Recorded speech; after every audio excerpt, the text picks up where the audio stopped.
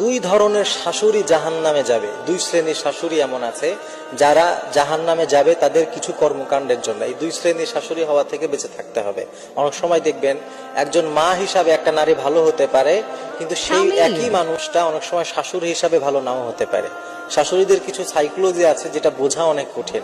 আপনি খেয়াল করে দেখবেন, অনেক সময় সে যখন তার মেয়েকে বিয়ে দেয়, মাঝে মাঝে তার মেয়েকে সে যদি বাড়িতে আনতে না পারে, বলে যে আমার জামাইটা ভালো না। মেয়েকে কিছুদিন পর পর একটু বাড়ি আসলে কি হয়, সে আসতে দেয় না। আবার সেম যদি তার ছেলেকে সে বিয়ে দিয়েছে, এরপরে তার বাসায় যদি বৌমা আসে, সে যদি বাড়ি যেতে চায়, সে তখন আবার বলে যে কি বিয়ে করছে, কিছুদিন পর পর বাড়ি যেতে চায়। এরকম হয় কিন্তু।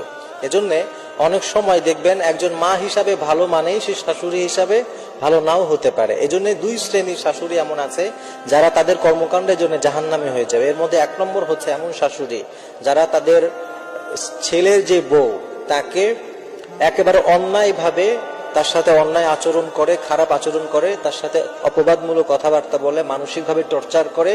এই ধরনের কাজ করা সম্পূর্ণ জুলুমের মধ্যে পড়ে যায়।